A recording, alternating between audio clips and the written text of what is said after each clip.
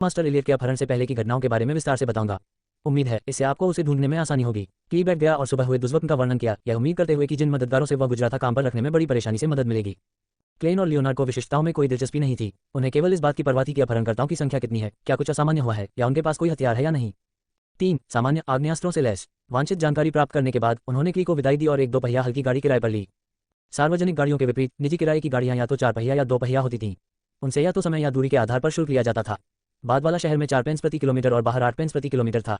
पहले की लागत 2 सोली प्रति घंटा या उसका एक भाग थी। पहले घंटे के बाद हर 15 मिनट में 6 पेंस का अतिरिक्त शुल्क लिया जाता था।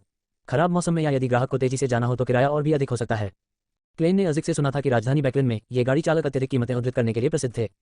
उनके लिए निजी गाड़ी लेना काफी विलासिता थी। तथापि उसे इस समय इस बारे में चिंता करने की जरूरत नहीं थी क्योंकि लियोनार्ड ने गाड़ी चालक को 2 100 नोट फेंके थे। इसे समय के अनुसार चार्ज करें। लियोनार्ड के निर्देश देने के बाद उसने गाड़ी का दरवाजा बंद कर दिया। आप कहाँ जा रहे हैं? जब गाड़ी चालक ने दोनों नोट पकड़े तो वह खुश और हैरान हो गया। एक पल इंतजार करें। लियोनार्ड ने अपनी नजर क्लेन पर डाली। क्लेन ने थोड़ा सिर हिलाया और इलियट के कपड़े निकाल दिए। उसने उसे गाड़ी के फर्श पर फैलाया और फिर तूफान ताबीज को अपने बेत के हैंडल के चारों ओर लपेट लिया। उसने चांदी जड़ित काली छड़ी पकड़ी और सीधे इलियट के कपड़ों के ऊपर लटका दी। जैसे ही उसका दिमाग तेजी से शांत हो गया, उसने अपने सिर में प्रकाश का गोला इकट्ठा कर लिया। जैसे ही वह संज्ञानात्मक अवस्था में पहुंचा, उसकी भूरी आंखों का रंग जल्दी ही गहरा हो गया। उसने महसूस किया कि उसके शरीर की आत्मा हल्की हो रही है। उसने हर जगह आत्माओं की दुनिया को स्पष्ट रूप से देखा। उन्होंने चुपचाप कहा, इलियट का स्थान। इसे 7 बार दोहराने के बाद उसने काले बेत की पकड़ छोड़ दी, लेकिन बेत जमीन पर नहीं गिरी। गाड़ी हिलने पर भी वह उसके सामने खड़ा रहा। क्लेन के चारों ओर सूक्ष्म लेकिन अदृश्य हलचल होने लगी और उसे ऐसा महसूस हुआ मानो 2 जोड़ी आंखें उसे देख रही हों। पिछले कुछ दिनों में क्लेन को कभी कभी यह अनुभूति महसूस हुई थी जब वह कॉगिटेशन या स्पिरिट विजन की स्थिति में था। थोड़ा डरते हुए उसने अपनी गहरी काली आंखों से बेत की ओर देखा। उसने एक बार फिर अपने दिल में कहा, इलियट का स्थान। इलियट का स्थान। उसके इतना कहने के बाद बेत गिरी और सीधे आगे की ओर इशारा कर गई। सीधा। क्लेन ने छड़ी पकड़ी और गहरी आवाज में कहा। उसकी आवाज थोड़ी अलौकिक लग रही थी, जैसे वह अज्ञात दुनिया में प्रवेश कर सकती हो। यह उन नक्कल क्षमताओं में से एक थी जिसे उसने समझ लिया था। इसे डोजिंग रॉड सीकिंग कहा जाता था। पसंद का उपकरण लकड़ी, धातु या दोनों का मिश्रण होना चाहिए। सामान्य परिस्थितियों में उसे 2 वास्तविक डोजिंग छड़ों की आवश्यकता होगी। डाउजिंग छड़ों का आकार एक किनारे से पतले 2 सीधे धातु के तारों जैसा होता था। वह सही दिशा सुनिश्चित करने के लिए छोटे हिस्से को पकड़ेगा और उसे घुमाएगा। लेकिन एक दृष्टा के रूप में क्लेन को एहसास हुआ कि अभ्यास के माध्यम से वह इस पद्धति का उपयोग करके सीधे लोगों की खोज कर सकता है। वह अपनी छड़ी का उपयोग डोजिंग छड़ों के प्रतिस्थापन के रूप में भी कर सकता था। जिस दिशा में बेत गिरी वह उस वस्तु की दिशा थी जिसे वह चाह रहा था। जहां तक एंटीगोनस परिवार की नोटबुक की बात है, क्लेन को यह बिल्कुल भी याद नहीं था। जरा सी भी छाप के बिना उसके लिए इसे ढूंढने का कोई रास्ता नहीं था। सीधे जाओ। लियोनार्ड ने गाड़ी चालक को जोर से निर्देश दिया। जब मुड़ने की जरूरत होगी तो हम आपको बता देंगे। गाड़ी चालक को समझ नहीं आया कि यह क्यों आवश्यक था, लेकिन उसकी जेब में नोट और यात्रियों द्वारा पैसे सौंपने की इच्छा ने उसे चुप करा दिया। उन्होंने अजीब निर्देशों का पालन करना चुना। गाड़ी धीरे धीरे आगे बढ़ी, एक के बाद एक सड़क से गुजरती हुई। बीच में क्लेन ने अपनी दिशा सही करने के लिए डाउजिंग रॉड सीकिंग का इस्तेमाल किया। गाड़ी के एक बार एक इमारत का चक्कर लगाने के बाद अंततः उसे पता चला कि इलियट अंदर है। अभी केवल 30 मिनट ही हुए थे जब उन्होंने क्ली को विदाई दी थी। बेत भेजने के बाद क्लेन ने इलियट के कपड़े का उपयोग जारी नहीं रखा। इसके बजाय उसने स्टॉर्म एमुलेट में उलझा हुआ बेत सीधे जमीन पर रख दिया। उसकी आंखों के सामने एक बार फिर अंधेरा छा गया क्योंकि उसके चारों ओर बारिश की बूंदें अचानक अपनी जगह पर घूमने लगीं। बेत तिरछी होकर सामने गिरी। क्लेन ने सीढ़ी की ओर इशारा किया और कहा, वहां। कभी कभी मैं वास्तव में और नींव से ईर्ष्या करता हूँ। उसी तरह मैं अब आपसे ईर्ष्या करता हूँ। ये दृश्य देखकर लियोनार्ड भरकर मुस्कुराए। क्लेन ने उस पर एक नजर डाली और शांत स्वर में उत्तर दिया, ये कुछ भी मुश्किल नहीं है। यदि आप सीखने के इच्छुक हैं तो आप निश्चित रूप से इसमें महारत हासिल कर पाएंगे। आपकी बोधगम्यता बहुत ऊंची होनी चाहिए, है ना? लियोनार्ड ने सिर हिलाया और मुस्कुराया। ये कुछ अच्छा नहीं है। उसने अपनी गति तेज की और समाप्त हो रही बारिश के बीच इमारत में चला गया। क्लेन को अपने फॉर्मल सूट के भीगने का डर था, इसलिए वह जॉगिंग करने लगा। इमारत में केवल 3 मंजिलें थीं। ये पृथ्वी से एक यूनिट ब्लॉक के समान था। प्रत्येक मंजिल का प्रवेश द्वार सीढ़ियों की उड़ान के साथ स्थित था। प्रति मंजिल पर केवल 2 इकाइयां थीं। क्लेन ने पहली और दूसरी दोनों मंजिलों पर डाउजिंग रॉड सीकिंग का इस्तेमाल किया, लेकिन बेत ऊपर की ओर इशारा करते हुए स्थिर रही। उन दोनों ने अपने कदम शांत किए और तीसरी मंजिल पर पहुंचे। क्लेन ने एक बार फिर काली छड़ी को फर्श पर रख दिया। वाह! जैसे ही उसकी आंखों की पुतलियों का रंग बदला, सीढ़ियों पर हवा चलने लगी। ऐसा लग रहा था जैसे अंधेरा लोगों की आत्मा को सोख सकता है। वाह वाह वाह! उनके चारों ओर सिसकियां गूंजने लगीं। क्लेन ने अपनी हथेली को ढीला कर दिया और तूफान ताबीज से जुड़ा बेत जादुई ढंग से सीधा खड़ा हो गया। उसने चुपचाप इलियट का स्थान फिर से पढ़ा। वह चुपचाप अपनी काली छड़ी को गिरते हुए देखता रहा क्योंकि वह सही कमरे की ओर इशारा कर रही थी। उन्हें वहां होना चाहिए। जब क्लेन ने अपनी छड़ी उठाई तो उसने अपने ग्लेबेला को 2 बार थपथपाया। जैसे ही उसने सही कमरे की ओर देखा, विभिन्न रंग संतृप्त हो गए। उसने अंदर सभी प्रकार की आभाएं देखीं। 1 2 3 4 3 अपहरणकर्ता और एक बंधक। संख्याएं मेल खाती हैं। उनका एक आभामंडल छोटा है। ये संभवतः इलियट है। श्रीक्ली ने कहा कि उनके पास 2 शिकार राइफलें और एक रिवॉल्वर है। क्लेन फुसफुसाया। लियोनार्ड हंसे। मुझे उनके लिए एक कविता सुनाने दो। अपहरणकर्ता क्यों बने? आप खुशी से सभ्य व्यक्ति क्यों नहीं बन सकते? उसने इलियट के कपड़ों वाला बैग नीचे रख दिया और 2 कदम आगे बढ़ गया। उसकी अभिव्यक्ति अचानक शांत और उदास हो गई। उनकी चुंबकीय और गहरी आवाज धीरे धीरे सुनाई देने लगी। ओह, भयावहता का खतरा, लाल रंग की आशा रोती है। कम से कम एक बात निश्चित है कि यह जीवन उड़ता है। एक बात निश्चित है और बाकी सब झूठ है। जो फूल एक बार खिल गया वह हमेशा के लिए मर जाता है। लियोनार्ड का गायन एक लोरी की तरह लग रहा था क्योंकि ये दरवाजों और घुमावदार लकड़ी की सीढ़ियों के माध्यम से हल्के से गूंज रहा था। क्लेन का दिमाग तुरंत खराब हो गया। उसे ऐसा महसूस हुआ जैसे उसने एक खामोश चांदनी और शांत लहरदार झील देखी हो। उसकी पलकें तेजी से भारी हो गईं, मानो वह खड़े खड़े ही सो जाने वाला हो। इन अस्पष्ट संवेदनाओं के बीच उसे अपनी पीठ पर एक अजीब, निराकार और उदासीन फोकस भी महसूस हुआ। ऐसा लगा जैसे वह स्वयं आत्मा की दुनिया में घूम रहा हो। डेजावू की एक चकित कर देने वाली भावना व्याप्त हो गई जब क्लेन को अचानक एक बार फिर से अपने विचारों की श्रृंखला मिल गई। अपनी मजबूत आध्यात्मिक धारणा और चिंतन से अत्यधिक परिचित होने के कारण वह मुश्किल से आधी रात की कविता के प्रभाव से बच पाए। हालांकि वह शांत रहा और शायद ही कोई भावनाएं पैदा कर सका। जल्द ही लियोनार्ड ने गाना बंद कर दिया और मुस्कुराते हुए अपना सिर घुमाया। मैं फेनापोटल्यूट के लिए आवेदन करने के लिए कैप्टन की अनुमति मांगने पर विचार कर रहा हूँ। गाते समय कोई संगत कैसे नहीं हो सकती। हे मैं सिर्फ मजाक कर रहा हूँ। मैं उन्हें सोते हुए सुन सकता हूँ। काले बालों वाला, हरी आंखों वाला नाइटहॉक अपने काव्यात्मक भाव के साथ एक कदम आगे बढ़ा और उस दरवाजे तक चला गया जिसने उन्हें अपहरणकर्ताओं और बंधकों से अलग कर दिया। उसने अचानक अपना कंधा हिलाया और दरवाजे पर एक मुक्का मारा। ताला। विस्मयादिबोधक चिन्ह। ताले के चारों ओर का लकड़ी का बोर्ड धीरे धीरे टूट गया। इसके लिए सटीक नियंत्रण की आवश्यकता होती है। लियोनार्ड ने अपना हाथ छेद में डाला और दरवाजा खोला। वह उसके जैसा आश्वस्त नहीं था। उसने अपनी बगल में हाथ डाला, अपनी रिवॉल्वर निकाली और सिलेंडर घुमाया, ये सुनिश्चित करते हुए कि वह एक पल की सूचना पर गोली चला सकता है। जैसे ही दरवाजा पीछे मुड़ा, उसने एक आदमी को बंदूक के साथ मेज पर सोते हुए देखा। उसके पैरों के पास एक अन्य व्यक्ति खड़े होने की कोशिश करते हुए अचंभित होकर अपनी आंखें रगड़ रहा था। बाम! वह आगे की ओर खिसका और जागते हुए अपहरणकर्ता को बेहोश कर दिया।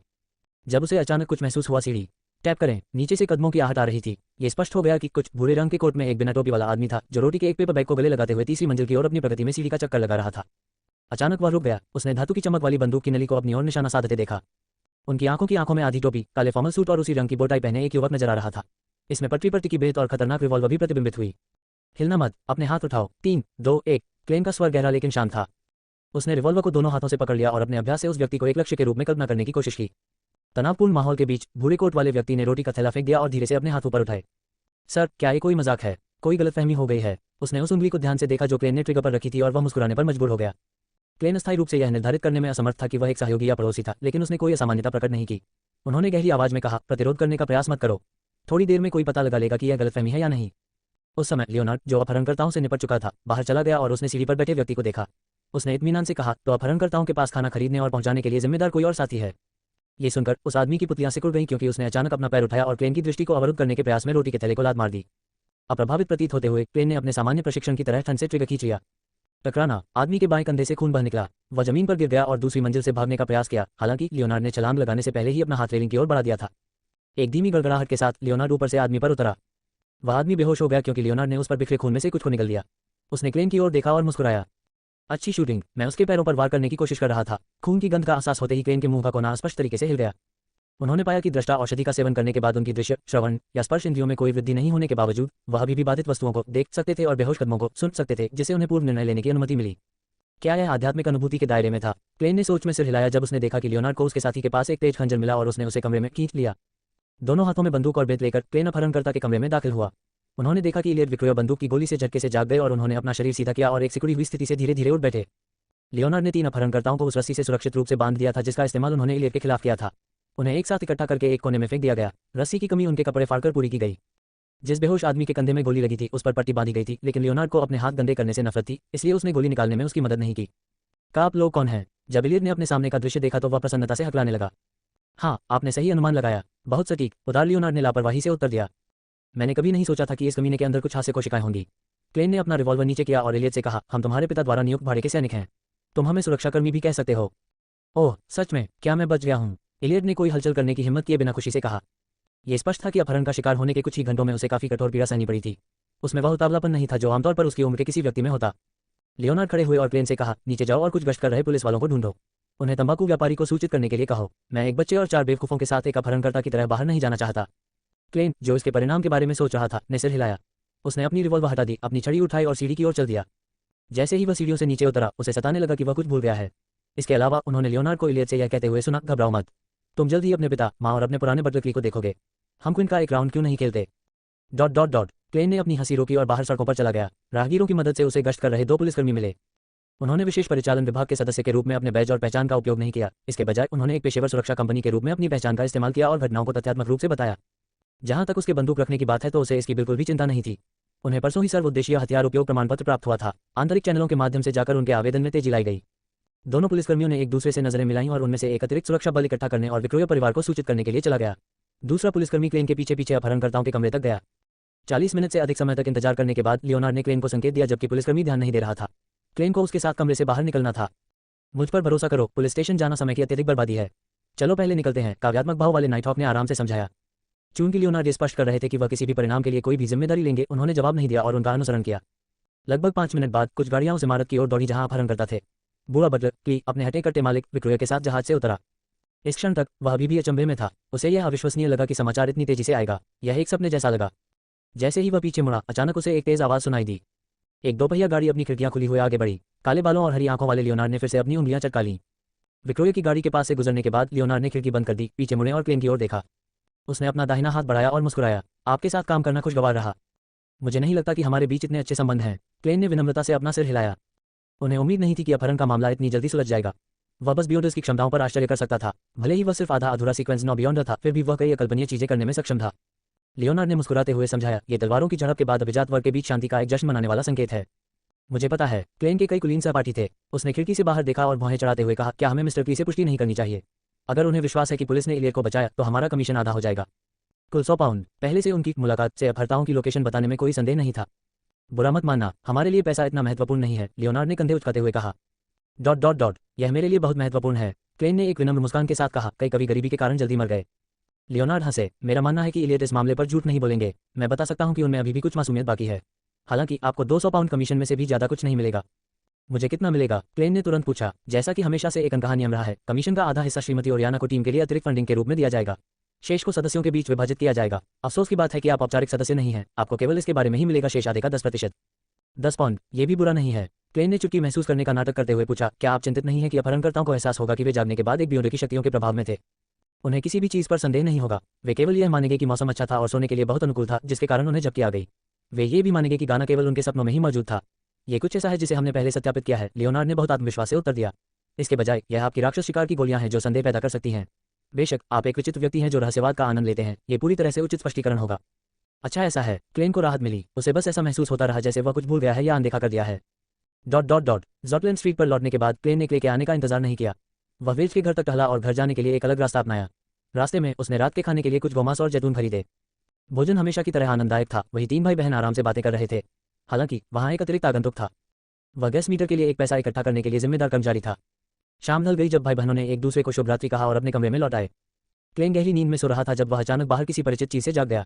उसने हैरान होकर दरवाजा खोला और शयनकक्ष के बाहर पहुंचा, जहां कोई नहीं रहता था। उसने धब्बेदार दरवाजे को धक्का देकर खोला और एक भूरे रंग की मेज देखी। मेज पर एक नोटबुक थी और उसका कवर सख्त कागज से बना था। उसका रंग बिल्कुल काला था। जैसे ही वह आगे बढ़ा और नोटबुक खोली तो उसके अंदर डेजावू की एक चौंकाने वाली भावना पैदा हुई। उसने जो पृष्ठ खोला वह एक तस्वीर का था। भव्य कपड़े और शानदार हेडड्रेस पहने किसी व्यक्ति की तस्वीर। मूर्ख बेनित द फूल हर्मीस में एक पंक्ति थी, हर कोई मर जाएगा मेरे सहित। क्लेन के दिल पर भय छा गया जब उसे अचानक एहसास हुआ कि मूर्ख के मुंह पर कोना मुड़ रहा है। उफ़! जब उसने लाल चांदनी को अपने पर्दों में घुसते देखा तो वह चौंक कर उठ बैठा। उसने अपनी बुकशेल्फ और डेस्क और अपने शयनकक्ष की रूपरेखा देखी। उसे एहसास हुआ कि उसे कोई बुरा सपना आया है। एक दृष्टा के रूप में वह जानता था कि सपने आमतौर पर क्या दर्शाते हैं, इसलिए उन्होंने गंभीरता से अपनी स्मृतियों की खोज शुरू कर दी। जब क्लेन ने ऐसा किया तो वह स्तब्ध रह गया क्योंकि वह जानता था कि उसने आज क्या खो दिया है। जब वह लियोनार्ड के गायन में डूबा हुआ था, उसे अपनी पीठ पर एक निराकार और उदासीन फोकस का एहसास हुआ था। देखे जाने की अनुभूति उसे स्पिरिट विजन का उपयोग करने से प्राप्त सामान्य चिंतन या अनुभव से भिन्न महसूस हुई। इससे उसे डेजावू का एहसास हुआ। कैप्टन डन के अनुसार एक बार उनमें डेजावू की भावना पैदा हुई, शायद इसका मतलब है। क्लेन अचानक सीधे बैठ गए और भावना की पुष्टि की। हाँ, ये वही नोटबुक है। वह एंटीगोनस परिवार की नोटबुक। एंटीगोनस नोटबुक अपहर्ताओं के सामने वाले अपार्टमेंट में है। हालांकि यह बहुत संयोग था। क्लेन का मानना था कि उसका अंतर्ज्ञान सही था। वह तुरंत बिस्तर से बाहर निकला और तेजी से अपने पुराने कपड़े बदल लिए जिन्हें वह आमतौर पर बिस्तर पर पहनता था। उसने अपने बगल में एक सफेद शर्ट उठाए और उसे पहन लिया। तेजी से ऊपर से नीचे तक बटन लगाए। 1, 2, 3। उसे अचानक एहसास हुआ कि उसके बटन गायब थे। बाएं और दाएं पक्ष मेल नहीं खा रहे थे। ध्यान से देखने पर क्लेन को एहसास हुआ कि उसने पहला बटन लगाने में गलती की थी, जिससे शर्ट मुड़ गई थी। उसने गहरी सांस लेने और धीरे धीरे सांस छोड़ने से पहले सहायता से अपना सिर हिलाया। अपनी शांति बहाल करने के लिए अपनी कुछ संज्ञानात्मक तकनीकों का उपयोग किया। अपनी सफेद शर्ट और काली पतलून पहनने के बाद वह बमुश्किल अपने बगल के होलिस्टर को लगातार पहनने में कामयाब रहा। उसने अपने मुलायम तकिए के नीचे छिपाई हुई रिवॉल्वर निकाली और उसे छुपा दिया। बोटाई बांधने का समय न होते हुए उसने अपना औपचारिक सूट पहना और दोनों हाथों में एक टोपी और बेत लेकर वह दरवाजे की ओर चल दिया। अपनी आधी टोपी पहनने के बाद क्लेन ने धीरे से दरवाजे के हैंडल को घुमाया और गलियारे में चला गया। उसने सावधानी से अपने शयनकक्ष का लकड़ी का दरवाजा बंद किया और चोर की तरह चुपचाप नीचे उतर गया। उसने लिविंग रूम में एक फाउंटेन पेन और कागज का इस्तेमाल करते हुए एक नोट छोड़ा, जिसमें उसने अपने भाई बहनों को सूचित किया कि वह ये बताना भूल गया है कि उसे आज काम के लिए जल्दी जाना है।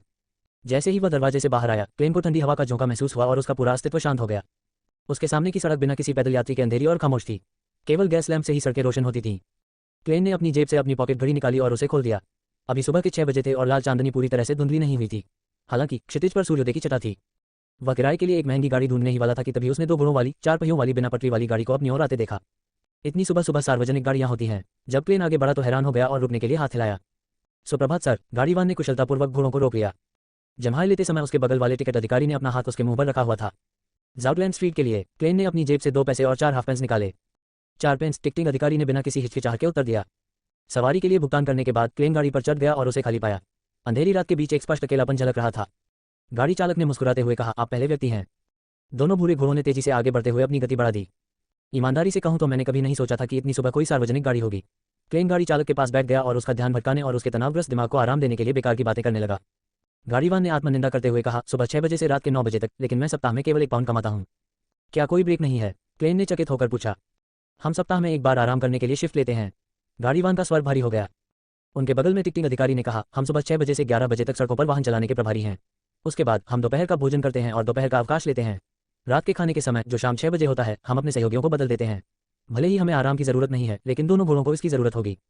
अतीत में ऐसा कुछ नहीं था। एक दुर्घटना हुई थी जो नहीं होनी चाहिए थी। थकान के कारण एक गाड़ी चालक ने अपनी गाड़ी पर नियंत्रण खो दिया और वह पलट गई। इसके परिणामस्वरूप हमें शिफ्ट करनी पड़ी। वे खून चूसने वाले होंगे, कभी भी इस तरह अचानक मत बनवान्य था। गाड़ीवान ने उपहास किया। भोर की रोशनी में गाड़ी जाउटलैंड स्ट्रीट की ओर चली और रास्ते में 7 से 8 यात्रियों को उठाया। क्लेन का तनाव कम होने के बाद उसने आगे बातचीत नहीं की। उसने अपनी आंखें बंद कर ली और कल के अनुभवों को याद किया, ये जानने की उम्मीद में कि क्या वह कुछ भूल गया है। जब सूरज पूरी तरह से ऊपर आ गया तब तक आसमान उज्ज्वल था। गाड़ी अंततः जाउटलैंड स्ट्रीट पर पहुंच गई। क्लेन ने अपने बाएं हाथ से अपनी टोपी दबाई और तेजी से गाड़ी से कूद गया। वह तेजी से 36 जाउटलैंड स्ट्रीट में दाखिल हुआ और सीढ़ियों से ऊपर जाने के बाद ब्लैकथॉर्न सिक्योरिटी कंपनी के बाहर पहुंचा। दरवाजा अभी भी बंद था और अभी तक खुला नहीं था। क्लेन ने अपनी कमर से चाबियों का छल्ला निकाला और संबंधित पीतल की चाबी ढूंढी और उसे कीहोल में डाला और घुमा दिया। जैसे ही दरवाजा धीरे धीरे खुला, वह आगे बढ़ा। उन्होंने काले बालों वाले, हरी आंखों वाले लियोनार्ड मिशेल को हाल ही में लोकप्रिय सिगरेट सूंघते हुए देखा। ईमानदारी से कहूं तो मुझे सिगार पसंद है। लगता है आप जल्दी में हैं, कवि जैसे नाइटहॉक ने सहज और आरामदायक तरीके से पूछा। कहाँ है कैप्टन? क्लेन ने उत्तर देने के बजाय पूछा। लियोनार्ड ने विभाजन की ओर इशारा किया। वह कार्यालय में है। उन्नत स्लीपलेस के रूप में उसे दिन में केवल 2 घंटे की नींद की आवश्यकता होती है। मेरा मानना है कि यह एक औषधि है जो फैक्ट्री मालिकों या बैंकरों को सबसे ज्यादा पसंद आएगी। क्लेन ने सिर हिलाया और तेजी से विभाजन से गुजर गया। उसने देखा कि डन स्मिथ ने अपने कार्यालय का दरवाजा खोला है और वह उसके प्रवेश द्वार पर खड़ा है। क्या बात। अपने काले विंडब्रेकर में सजे हुए उन्होंने गंभीर और कठोर अभिव्यक्ति के साथ एक सोने से जड़ा हुआ बेद पकड़ रखा था। डेजावू की भावना मेरे मन में आई। ये नोटबुक होनी चाहिए, एंटीगोनस परिवार की नोटबुक। क्लेन ने अपने उत्तर को स्पष्ट और तार्किक बनाने की बहुत कोशिश की। वह कहाँ था? डन स्मिथ की अभिव्यक्ति में कोई स्पष्ट परिवर्तन नहीं हुआ। हालांकि क्लेन के अंतर्ज्ञान ने उसे बताया कि उसमें एक स्पष्ट और अदृश्य हलचल हुई थी। ये संभवतः उसकी आत्मा का एक कौन था या उसकी भावनाओं में बदलाव था। ये वह जगह है जहां लियोनार्ड और मैंने कल बंधक को बचाया था, अपहरणकर्ताओं के कमरे के सामने। मैंने तब तक इस पर ध्यान नहीं दिया जब तक कि मैंने सपना नहीं देखा और रहस्योद्घाटन प्राप्त नहीं किया। क्लेन ने कुछ भी नहीं छिपाया। ऐसा प्रतीत होता है कि मैं बहुत बड़ा योगदान देने से चूक गया। लियोनार्ड, जो विभाजन के पास चला गया था, मुस्कुराया। डन ने थोड़ा सिर हिलाया और गंभीर अभिव्यक्ति के साथ निर्देश दिया, शस्त्रागार की ओर नील की घड़ी को बदलने के लिए केनली को बुलाओ। ओल्ड नील और फ्राई को हमारे साथ आने दो। लियोनार्ड ने तुच्छ व्यवहार करना बंद कर दिया और तुरंत केनली और फ्राई को सूचित किया, जो नाइटहॉक्स के मनोरंजन कक्ष में थे। उनमें से एक स्लीपलेस था और दूसरा एक लाश संग्रह करता था। 5 मिनट बाद नाइटहॉक्स के अधिकार क्षेत्र में आने वाली दोपहिया गाड़ी सुबह विरल सड़कों पर चलने लगी। लियोनार्ड ने एक पंखदार टोपी, एक शर्ट और एक बनियान पहनी थी। वह गाड़ी चालक के रूप में खड़ा था, समय समय पर कोड़े मारता था जिससे तेज आवाज आती थी। गाड़ी के अंदर क्लेन और ओल्ड नील एक तरफ बैठे थे। उनका सामना डन स्मिथ और फ्राई कर रहे थे। लाश संग्राहक की त्वचा इतनी सफेद थी कि ऐसा लग रहा था कि या तो वह बहुत लंबे समय से सूरज के नीचे नहीं आया था या उसे रक्त की गंभीर कमी थी। काले बाल और नीली आंखों से वह लगभग 30 साल का लग रहा था। उसकी नाक ऊंची थी और उसके होंठ बहुत पतले थे। उसका स्वभाव ठंडा और काला था और अक्सर लाशों को छूने से उसे हल्की सी गंध आती थी। स्थिति को विस्तार से पुनः दोहराएं। डन ने अपने काले विंडब्रेकर के कॉलर को समायोजित किया। मिशन शुरू करने से लेकर सपने तक की शुरुआत करते हुए क्लेन ने अपनी आस्तीन में लटके हुए पुखराज को सहलाया। बगल में ओल्ड नील हंसा। ऐसा लगता है कि आपका भाग्य उस एंटीगोनस परिवार की नोटबुक के साथ जुड़ा हुआ है। मैंने कभी नहीं सोचा था कि आप इसे इस तरह से पूरा करेंगे। ये सही है। क्या ये बहुत बड़ा संयोग नहीं है? शुक्र है। लियोनार्ड ने अभी उल्लेख किया है कि इलियट के अपहरण की प्रारंभिक जांच से रहस्यमय शक्तियों के छिपे हुए गुटों का कोई संकेत नहीं मिला था। ये पूरी तरह से पैसे से प्रेरित अपराध था, अन्यथा मुझे वास्तव में संदेह होगा कि क्या किसी ने जानबूझकर ऐसा करने की व्यवस्था की थी। क्लेन को स्थिति काफी उत्सुक लगी।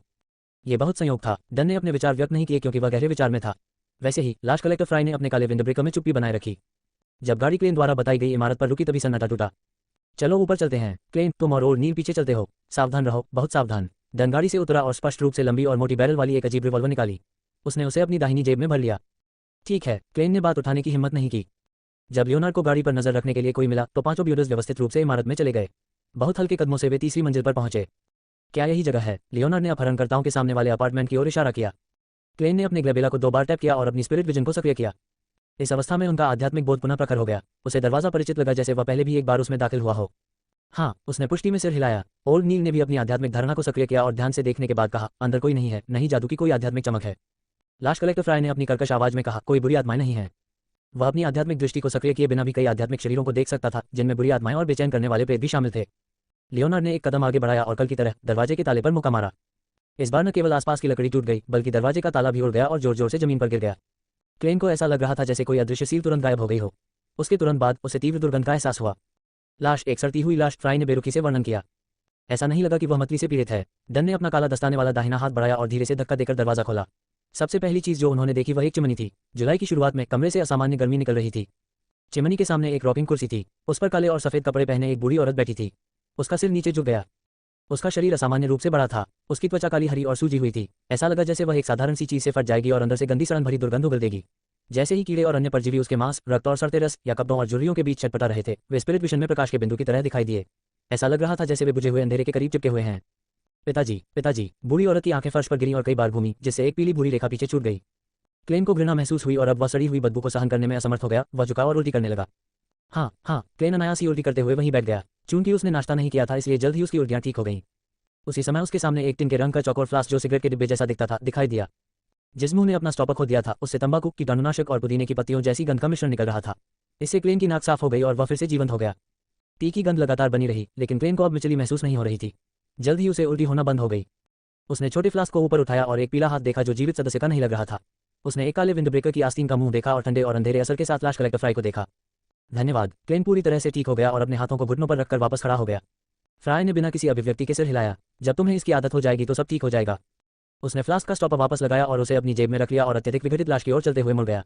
वह बिना दस्तानों के ही वृद्धा की जांच करने लगा। जहां तक डन स्मिथ और लियोनार्ड मिशेल की बात है, वे कमरे के चारों ओर धीरे धीरे घूम रहे थे, कभी कभी मेज की सतह या समाचार पत्रों को छूते थे। ओल्ड नील ने अपनी नाक भींच ली और दरवाजे के बाहर खड़ा होकर दबी आवाज में बड़बड़ाया, सचमुच बुरा। मैं इस महीने अतिरिक्त वेतन के लिए अनुरोध करने जा रहा हूँ। डन ने अपना सिर घुमाया और अपने दस्ताने पहने दाहिने हाथ से चिमनी के पास की दीवार को छुआ। ऐसा करते समय उसने क्लेन से पूछा, क्या ये जगह जानी पहचानी लगती है? क्लेन ने अपनी सांस रोकी और शांत होने के लिए अपने दिमाग में चांदी की पॉकेट घड़ी बनाई। चूंकि वह पहले से ही अपनी स्पिरिट विजन अवस्था में था, उसे तुरंत अलग महसूस हुआ। स्मृतियों की गहरी गहराइयों से निकला एक दृश्य उसकी आंखों के सामने घूम गया। चिमनी, रॉकिंग चेयर, टेबल, अखबार, दरवाजे पर जंग लगी कीलें, चांदी से जड़े टिन के डिब्बे। दृश्य गहरे और नीरस थे, जैसे पृथ्वी की कोई डॉक्यूमेंट्री हो। हालांकि ये और भी अधिक धुंधला और भ्रामक था। क्लेन जो देख रहा था, दृश्य तुरंत उसके विपरीत हो गया। डेजावू की भावनाएं और पहले यहाँ आने की भावनाएं स्वयं को स्पष्ट रूप से प्रस्तुत करती हैं। एक भ्रामक और अलौकिक चीख दृश्य दीवारों से गुजरती हुई प्रतीत होती है। होनासिस, फ्लेग्रिया, होनासिस, फ्लेग्रिया, होनासिस, फ्लेग्रिया। ये थोड़ा परिचित लगता है। क्लेन ने ईमानदारी से उत्तर दिया जबकि उसके मस्तिष्क में तेज दर्द महसूस हुआ। शुक्र है, उसने जल्दी से अपने ग्लेबेला को 2 बार थपथपाया। होनासिस, होनासिस पर्वत श्रृंखला जो मूल क्लेन की डायरी में दिखाई दी थी। ये वह सामग्री है जिसे एंटीगोनस परिवार की नोटबुक से समझा गया था। बड़बड़ाहट पिछले वाले के समान ही थी। इसमें होनासिस शब्द शामिल था। क्या ये प्रलोभन का एक रूप है? क्लेन सदमे में था क्योंकि वह गहराई से सोचने की हिम्मत नहीं कर रहा था। उसे डर था कि वह खुद पर नियंत्रण खोने की राह पर पहुंच जाएगा। डन ने थोड़ा सिर हिलाया और एक अलमारी की ओर चला गया। उसने अचानक अपना हाथ बढ़ाया और उसका लकड़ी का दरवाजा खींचकर खोल दिया। अंदर की रोटी फफूंदयुक्त थी और लगभग 7 भूरे कठोर मरे हुए चूहे थे। डन ने निर्देश दिया, लियोनार्ड, नीचे जाकर गश्त कर रहे पुलिसकर्मियों को बुलाओ और यहाँ की स्थिति समझाओ। ठीक है। लियोनार्ड मुड़ा और अपार्टमेंट से बाहर चला गया। इसके बाद डन ने 2 अन्य शयनकक्षों का दरवाजा खोला और सावधानीपूर्वक तलाशी ली। ये निश्चित होने के बाद कि कोई सुराग नहीं है और साथ ही एंटीगोनस परिवार की नोटबुक का कोई निशान भी नहीं है, फ्राई भी उठ खड़ा हुआ।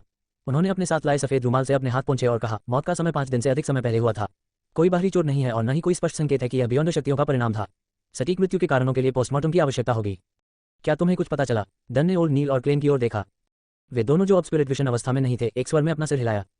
लाश के अलावा बाकी सब कुछ सामान्य है। वास्तव में नहीं। शुरुआत में अपार्टमेंट को सील करने वाली एक अदृश्य ऊर्जा थी। जैसा कि आप जानते हैं, जब हम अनुष्ठानिक जादू का उपयोग करते हैं तो आमतौर पर ऐसी ही प्रक्रियाएं होती हैं। ओल्ड नील ने कुछ सोचा जोड़ने से पहले सेकंड। डन कुछ कहने ही वाला था कि उसने दरवाजे के बाहर देखा। कुछ सेकंड बाद क्लेन और ओल्ड नील को कुछ महसूस हुआ और वे सीढ़ी की ओर देखने लगे। कुछ सेकंड बाद जैसे ही लियोनार्ड एक पुलिसकर्मी के साथ आगे बढ़ा, धीमे कदमों की आवाज तेज हो गई। जहरीली गंध पकड़ते ही पुलिसकर्मी के हाव भाव बदल गए। उन्होंने तुरंत विशेष संचालन विभाग के अपने सहयोगी के साथ सहयोग किया और तीसरी मंजिल की स्थिति को समझने के लिए दूसरी मंजिल पर निवासियों के दरवाजे खटखटाना शुरू कर दिया। कुछ क्षण बाद कॉपोरल ने अपने 2 चांदी के शेवरॉन के साथ रॉकिंग कुर्सी पर रखी लाश को देखा। कैटी स्टेफानिया बीबर, उम्र 55 से 60 साल के बीच, विधवा। इस अपार्टमेंट को अपने बेटे रे बीबर के साथ 10 साल से अधिक समय से किराए पर लिया है। उनके पति पहले एक रत्न कारीगर थे। उनका बेटा लगभग 30 साल का है और अविवाहित है। उसे अपने पिता का व्यापार विरासत में मिला है और वह प्रति सप्ताह लगभग 1 पाउंड और 15 सोली कमाता है। उनके पड़ोसियों के अनुसार उन्होंने उन्हें 1 से अधिक वर्षों में नहीं देखा है। सप्ताह। इससे पहले कि पुलिसकर्मी आगे बढ़ता, क्लेन को पहले से ही उसके बाद आने वाले महत्वपूर्ण बिंदु का पता था। अधिक सटीक रूप से कहें तो यह अज्ञात था कि रे बीबर कहाँ गए थे। प्राचीन नोटबुक उस पर बहुत अच्छी तरह से हो सकती है। क्या आपके पास रे बीबर की कोई तस्वीर है? डन ने पुलिस अधिकारी की ओर देखा। वह एक उच्च पदस्थ इंस्पेक्टर की भूमिका निभा रहे थे। हालांकि ये वास्तव में अभिनय नहीं था क्योंकि वह वास्तव में पुलिस विभाग के रोस्टर में एक उच्च पदस्थ निरीक्षक था। उनका वेतन और विभिन्न भत्ते भी उनकी रैंक के अनुसार दिए जाते थे। बेशक इसमें चर्च से मिलने वाला उनका वेतन शामिल नहीं था। पुलिस अधिकारी ने घबराहट से अपना सिर हिलाया और कहा, मुझे यकीन नहीं है। मुझे इसकी तलाश करने के लिए स्टेशन लौटना होगा। हमारे लिए हर एक व्यक्ति की तस्वीरें रखना आम बात नहीं है। समझ गया, पहली मंजिल पर रहने वालों से पूछताछ जारी रखें, उनसे विस्तार से पूछें, डन ने आदेश दिया। जैसे ही उसने पुलिस अधिकारी को जाते देखा, उसने दरवाजा बंद कर दिया और ओल्ड नील की ओर मुड़ गया। मैं बाकी सब आप पर छोड़ दूंगा, यदि नहीं तो हमें सभी निवासियों को सुलाना होगा और रे बीबर का रूप प्राप्त करना होगा। हाँ, मैं वास्तव में मौखिक विवरण के आधार पर रेखाचित्रों पर भरोसा नहीं करता हूँ। ओल्ड नील ने सिर हिलाया। उन्होंने अपने काले क्लासिक गाउन की जेब से अंगूठे के आकार की कुछ बोतलें निकाली और तरल पदार्थों को एक विशेष क्रम में बिखेर दिया। इसके तुरंत बाद उसने पाउडर का एक गुच्छा निकाला और उसे अपने चारों ओर एक घेरे में बिखेर दिया। अजीब बात है, एक तीखी गंध फैल गई और कमरे में मतली पैदा करने वाली गंध से प्रभावित नहीं हुई। क्लेन ने भी अचानक देखा कि उसके चारों ओर एक अदृश्य बल क्षेत्र था। इसने उसे पर्यावरण और बाकी सभी से अलग कर दिया। ये कमरे की पिछली स्थिति के समान था। ओल्ड नील ने अपनी आंखें आधी बंद कर लीं और उसके होंठ एक नर्म और स्पष्ट मंत्र बुदबुदा रहे थे। बिना तैयार हुए क्लेन ने स्पष्ट रूप से शब्द सुने, देवी मुझे शक्ति दो, हम रात की सुरक्षा की प्रतीक्षा कर रहे हैं। हुंकार। अचानक आई हवा ने खिड़कियां तोड़ दी और पाउडर उड़ा दिया। क्लेन का दिल अचानक कांप उठा जब उसे अपने पूरे शरीर में रोंदे खड़े हो गए। उसे वर्णन करना कठिन लगा। एक भयानक गंध जिसके कारण वह सीधे देखने से डरता था, तेजी से फैल गई। वह भ्रमित था क्योंकि वह तनावग्रस्त था, आराम करने में असमर्थ था। ऐसा महसूस हुआ जैसे वह उसी स्थिति में आ गया था जैसी किसी अत्यधिक उन्नत गणितीय समस्या पर काम करने के बाद होती है। अचानक ओल्ड नील की आंखें खुल गईं, उसकी आंखें एकदम काली हो गईं। उसने अपनी जेब से एक फाउंटेन पेन निकाला और मेज पर रखे रद्दी कागज के एक टुकड़े पर चित्र बनाना शुरू कर दिया। वह इतना तेज था कि उसका पूरा शरीर कांप रहा था। क्लेन ने अपनी निगाहें केंद्रित की और देखा कि धसी हुई आंखों और ऊंची नाक वाला एक चेहरा तेजी से सामने आ रहा है। जब प्राकृतिक घुंघराले छोटे बाल तैयार हो गए तो ओल्ड नील ने चित्र के नीचे एक पंक्ति लिखी, काले बाल, गहरी नीली आंखें, उसके मुंह के बाईं ओर पूरी तरह से सिरेमिक टूथ इम्प्लांट है। पादा। ओल्ड नील के हाथ का फाउंटेन पेन कागज पर गिर गया क्योंकि उसके शरीर में कई बार ऐंठन हुई। कमरे में जो बचा है उसके अनुसार यह रे बीबर की छवि है। ओल्ड नील फुसफुसाया और उसकी आंखों का रंग तेजी से ठीक हो गया। फिर वह वापस अपने मूल स्थान की ओर मुड़ा और धीरे धीरे उसका चक्कर लगाया। वस्तुओं को पृथक करने वाला अदृश्य बल क्षेत्र तुरंत हवा के झोंके के रूप में नष्ट हो गया।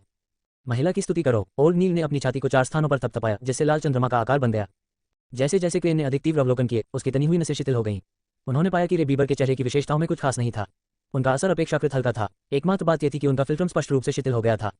मैं डाउजिंग रॉड सीकिंग का उपयोग करने का प्रयास करूंगा। उसने चित्र उठाया और शयनकक्ष में पुरुषों के कपड़े पाए और उन्हें जमीन पर फैला दिया। डन। लियोनार्ड और ओल्ड नील ने उसे नहीं रोका क्योंकि उन्होंने उसे कपड़े और चित्र के ऊपर काली छड़ी रखते हुए देखा था। फ्राई हमेशा की तरह चुप थी। जैसे ही क्लेन ने अपना पाठ समाप्त किया, उसकी आंखें भूरी से काली हो गईं और उसके बाद ही उसने अपनी पकड़ ढीली की। काला बेद चुपचाप खड़ा था जैसे वह जमीन में गड़ा हुआ हो। रे बीबर का स्थान। क्लेन ने चुपचाप खुद से फिर दोहराया। हवा की गड़गड़ाहट की आवाज के साथ बेद नीचे गिरी, लेकिन गिरते समय दिशा बदलती रही। अंततः यह हल्के हल्कों में घूमने लगा। बिना किसी बाहरी मदद के काली छड़ी फिर से स्थिर होकर खड़ी हो गई। क्लेन ने उसी परिणाम के साथ कुछ बार दोहराया। वह बस डन और ओल्ड नील की ओर अपना सिर हिला सकता था। एक अजीब शक्ति उसकी भविष्यवाणी में हस्तक्षेप कर रही थी। डन ने अपना काला दस्ताना उतार दिया और लियोनार्ड और क्लेन से कहा, रे बीबर का चित्र लें और अंतिम पुष्टि के लिए निवासियों से पूछताछ करें। उसके बाद हम गिरफ्तारी का वारंट जारी करेंगे उसकी मां की हत्या के लिए उसके खिलाफ। ठीक है। क्लेन ने अपनी छड़ी पकड़ी और चित्र लेने के लिए नीचे झुका। पड़ोसियों द्वारा पुष्टि किए जाने के बाद की चित्र वास्तव में रे बीबर का है। डन ने लियोनार्ड और पुलिस अधिकारी को स्टेशन पर प्रक्रियाएं पूरी करने का निर्देश दिया। वह और फ्राई अन्य माध्यमों से मदद मांगने के लिए टिंगन सिटी के कुछ बारों में गए। क्लेन और ओल्ड नील एक सार्वजनिक गाड़ी पर ब्लैकथॉर्न सिक्योरिटी कंपनी लौट आए। जब वे पहुंचे तब 8 भी नहीं बजे थे। रोजन ने अभी तक प्रवेश भी नहीं किया था। दरवाजा बंद करने के बाद क्लेन ने अपना सिर ओल्ड नील की ओर देखा और सीखने और उसके सवालों का जवाब देने की उम्मीद करते हुए उससे पूछा, मैं एंटिगोनस परिवार की नोटबुक रे बीबर के घर क्यों भेजूंगा? यह आयरन क्रॉस स्ट्रीट से बिल्कुल अलग दिशा में था जहां वे चुके थे।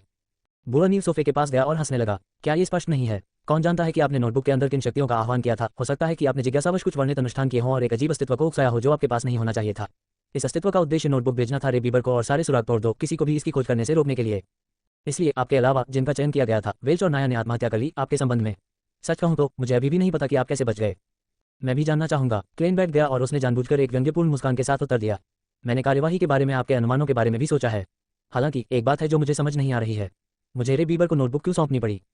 ओल्ड नील ने कंधे उचकाए और कहा, शायद उसका जीवन पथ नंबर 1 आवश्यकताओं से मेल खाता है, या शायद वह एंटिगोनस परिवार के अंतिम शेष वंशजों में से एक है। संक्षेप में, बहुत सारी संभावनाएं हैं, और नोटबुक टिंगन सिटी को क्यों बेची गई थी समान कारण होंगे। मुझे नहीं लगता कि ऐसा इसलिए है क्योंकि वह वंशज है। आह भरने से पहले क्लेन को अचानक प्रबुद्धता महसूस हुई। दुर्भाग्य से मुझे तुरंत पता नहीं चला कि रे बीबर और वह नोटबुक गायब हो गए हैं। बूढ़ा नील हंसा। ये कुछ ऐसा है जिसके बारे में डन को चिंता करनी होगी। जहां तक आपकी बात है, ये कुछ अच्छा है। आप ऐसा क्यों कह रहे हो? क्लेन ने हैरानी से भौहें चढ़ा ली। पाइथागोरस द्वारा एक जीवन पथ संख्या प्रस्तावित की गई थी जो जन्म की तारीख से स्थापित की जाती है और जीवन के माध्यम से किसी की यात्रा की प्रकृति का वर्णन करती है। ओल्ड नील ने अपनी कनपटी रगड़ते हुए कहा, मेरा मानना है कि हमें इस बात का सामान्य अंदाजा है कि आप तीनों ने सामूहिक आत्महत्या क्यों की।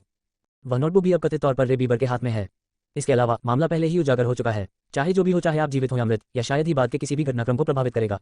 मेरा मानना है कि जिस गुप्त अस्तित्व या रहस्यमय शक्ति के कारण ये सब हुआ, वह आप पर कोई विशेष ध्यान नहीं देगा। जमीन पर चींटियां हैं जब तक आप उसे वापस बुलाने की कोशिश नहीं करते। और रे बीबर के लिए हमारा गिरफ्तारी वारंट जल्दी ही गुप्त आदेश तक पहुंच जाएगा। वे ये भी अंदाजा लगा सकेंगे कि इसका संबंध एंटिगोनस परिवार की नोटबुक से है। मेरा विश्वास करें, एक गुप्त संगठन जो 1000 वर्षों से अधिक समय से अस्तित्व में है, उसके पास सूचना के कई चैनल हैं। इसलिए हमसे पहले नोटबुक ढूंढने की कोशिश में उनका ध्यान रे बीबर के ठिकाने पर चला जाएगा। वे आपको परेशान नहीं करेंगे, पीछा नहीं करेंगे या आपके साथ व्यवहार नहीं करेंगे, और नहीं उनके लिए यह संभव है। लड़के, अतीत की छाया से बाहर निकलने के लिए बधाई। आगे जो होगा वह सूरज की रोशनी से भरी एक बिल्कुल नई यात्रा होगी। ये सुनकर क्लेन ने सिर हिलाया और प्रसन्न और राहत भरे अंदाज में कहा, मुझे ऐसी ही आशा है। यहाँ स्थानांतरित होने के बाद वह अनिश्चितता में घिर गया था। अब ऐसा महसूस हुआ कि यह अंततः नष्ट हो गया है। हालांकि क्लेन अभी भी अनिश्चित महसूस कर रहा था, क्योंकि नोटबुक उसे एक निश्चित तरीके से बंधी हुई लग रही थी। नौबत यहाँ तक आ गई कि एक बंधक को छुड़ाने के सामान्य मिशन के दौरान संयोगवश उसका सामना अवशेष सुरागों से हो गया। उसे डर था कि एक दिन ऐसा आएगा जब कोई डिलीवरी मैन उसे एक पार्सल भेजेगा। उसे खोलने के बाद पता चला कि यह एंटिगोनस परिवार की नोटबुक थी। आइए आशा करें कि सब कुछ वैसा ही होगा जैसा ओ'नील ने वर्णित किया है। उसने चुपचाप प्रार्थना की। जब ओ'नील ने उसका उत्तर सुना तो उसने तुरंत उपहास उड़ाया। आप देवी के प्रति आस्थावान नहीं लगते। इस समय क्या आपको अपने सीने पर लाल चंद्रमा का चिन्ह नहीं बनाना चाहिए और नहीं कहना चाहिए, देवी हमें आशीर्वाद दें।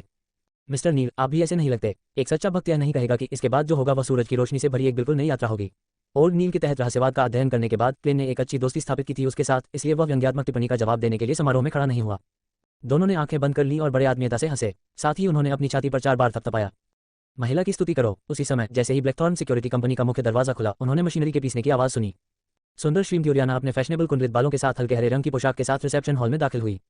Good morning mister Neil. Good morning Klein. जब उसने मुस्कुराते हुए अभिवादन किया तो उसके हाथ में एक छोटा सा चमड़े का हैंडबैग था। आज एक और शानदार दिन है। बहुत अच्छा दिन है। सुप्रभात ओरियाना, तुम अब भी उतनी ही सुंदर हो जितनी 10 साल पहले थी, ओ'नील ने हंसते हुए उत्तर दिया। जैसे ही ओरियाना ने अपना चेहरा ऊपर किया, उसकी नजरें दरारों पर गईं। मिस्टर नील, जिस तरह से आप प्रशंसा करते हैं वह आज भी उतना ही क्रोध करने वाला है जितना 10 साल पहले था।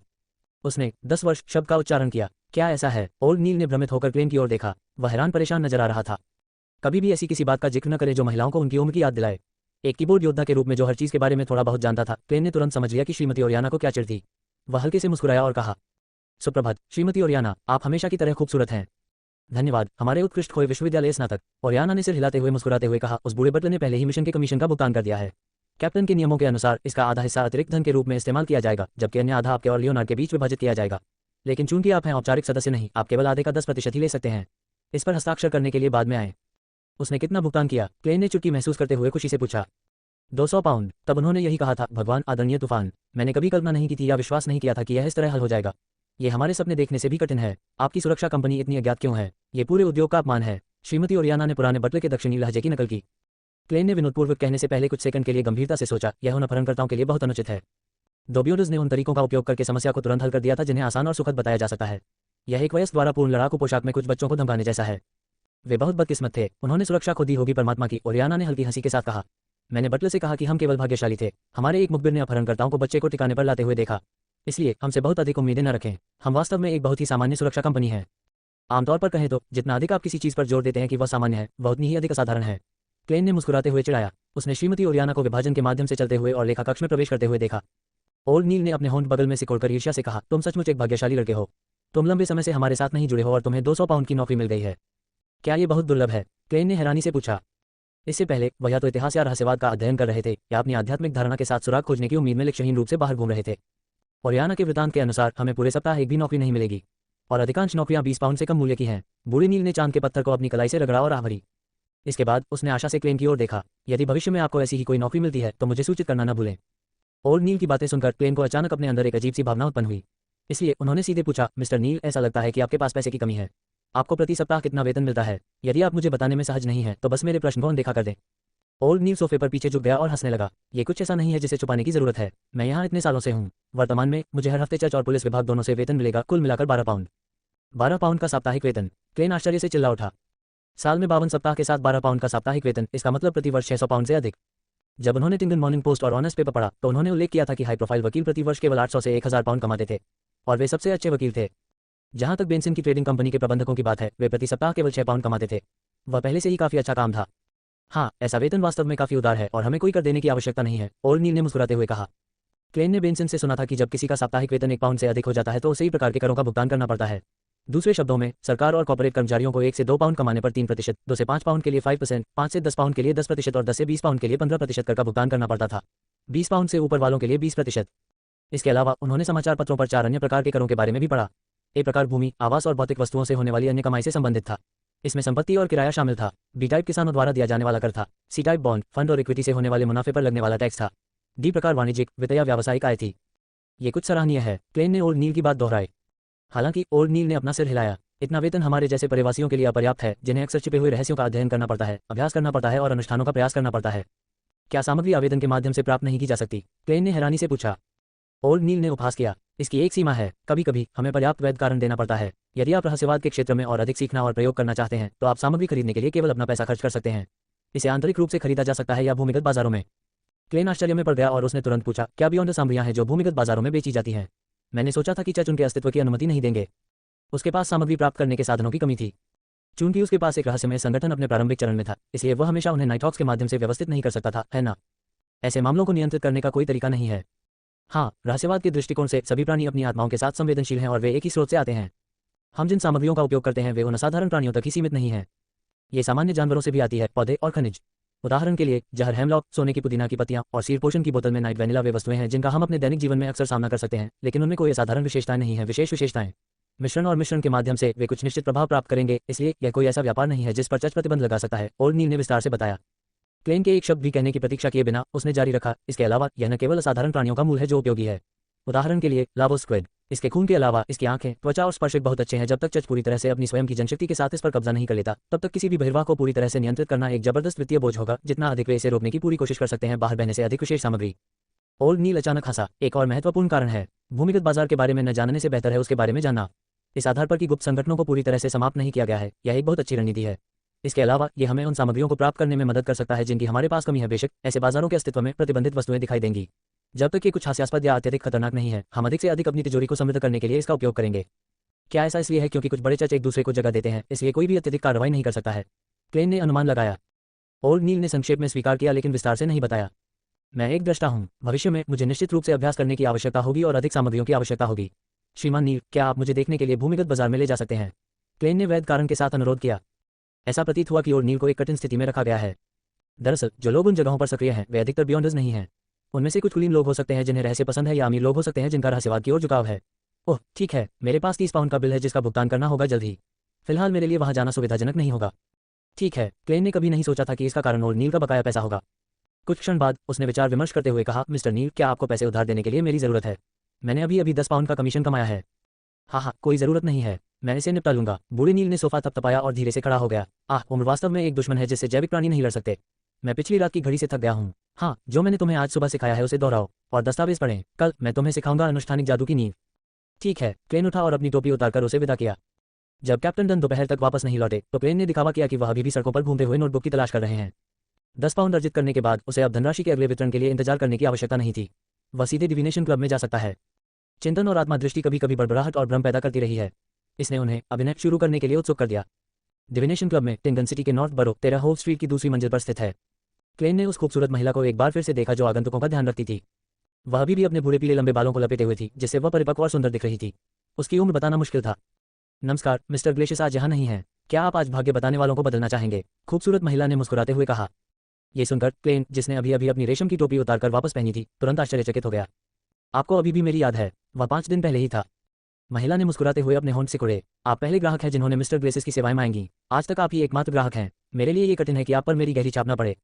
क्या यह उसकी पैसे बुद्धिमान पाउंड मूर्ख होने की छवि थी? क्लेन ने एक प्रश्न पर विचार विमर्श करते हुए स्वयं को चिढ़ाया। आखिरी बार मिस्टर ग्लेशियस क्लब में कब आए थे? महिला ने उस पर एक नजर डाली और याद करते हुए जवाब दिया, ईमानदारी से कहूं तो हम समझ नहीं पाते कि हमारे सदस्य कब आएंगे और कब जाएंगे। उनकी अपनी स्वतंत्र इच्छा और व्यक्तिगत मामले हैं। खैर, मुझे विश्वास है कि श्रीमान ग्लेशियस उस दिन आपका भाग्य बताने के बाद से क्लब में नहीं आया है। मेरी उन्हें शुभकामनाएं देने की चाहत है। देवी उसे आशीर्वाद दें। क्लेन ने प्रार्थना की और आगे नहीं पूछा। इसके बजाय उन्होंने मुस्कुराते हुए पूछा, मैं इस बार भविष्यवाणी सेवाओं के लिए यहाँ नहीं हूँ। मैं क्लब में शामिल होने की योजना बना रहा हूँ। सचमुच ये हमारी खुशी है। महिला ने समय पर आश्चर्य और प्रसन्नता व्यक्त की। सदस्य के रूप में पहले वर्ष के लिए सदस्यता शुल्क 5 पाउंड है। उसके बाद ये प्रति वर्ष 1 पाउंड होगा। मेरा मानना है कि मुझे दोबारा विवरण देने की कोई आवश्यकता नहीं है। क्लेन ने 5 पाउंड का एक नोट निकाला जो उसे हाल ही में हेनरी ऑगस्टस प्रथम के चित्र को अपने पास से जाते हुए देखने पर मिला था।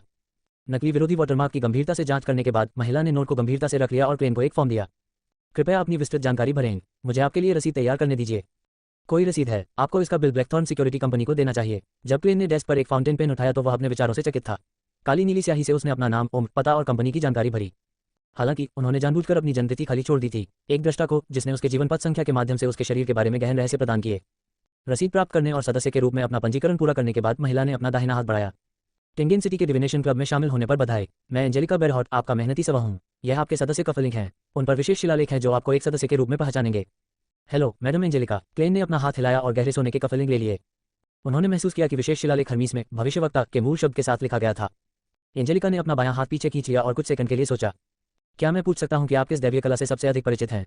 या क्या आप क्लब से कुछ दैवीय विधियां सीखना पसंद करेंगे? हम कक्षाएं देने के लिए संबंधित क्षेत्र के प्रसिद्ध भविष्यवक्ताओं को आमंत्रित करने पर विचार करेंगे। हम आपको इसी तरह के सदस्यों से भी परिचित कराएंगे विशेषज्ञता, ताकि आप उनके साथ बातचीत करके अच्छा समय बिता सकें। मैं भविष्यवाणी की हर कला को थोड़ा बहुत जानता हूँ, मुझे कोई खास तवज्जो देने की जरूरत नहीं है, क्लेन ने कुछ अलंकरणों के साथ उत्तर दिया। इसके अलावा उन्होंने पूछा, क्या मैं दूसरों का भाग्य बताना शुरू कर सकता हूँ? मैं बिल्कुल नौसिखिया नहीं हूँ। वह यहाँ एक दृष्टा के रूप में कार्य करने के लिए आया था, न कि उन भविष्यवाणी विधियों को सीखने के लिए जिन्हें आम लोग सीख सकते थे। एंजेलिका ने विनम्र मुस्कान बरकरार रखते हुए कहा, आप क्लब में किसी भी समय लोगों का भाग्य बता सकते हैं। हालांकि आपके कौशल की पुष्टि करने से पहले जब हमारे ग्राहक पूछेंगे तो हम आपको बढ़ावा नहीं देंगे। आप अपने भाग्य के लिए कितना शुल्क लेने की योजना बना रहे हैं बता रहा हूँ। 2 पेंस। क्लेन ने कीमत के साथ लाभ कमाने का फैसला किया, जबकि वह अभी भी अज्ञात था। हम आर्ट फी लेने के मानक के अनुसार चलेंगे, इसलिए हम फीस के लिए 1 पेंस लेंगे। एंजेलिका ने क्लेन की जानकारी को भविष्यवक्ता एल्बम में लिखने से पहले विभिन्न नियमों को दोहराया जिसे ग्राहक चुन सकते थे। ये सब हो जाने के बाद उसने मुस्कुराते हुए गलियारे के दूर छोर पर स्थित बैठक कक्ष की ओर इशारा किया।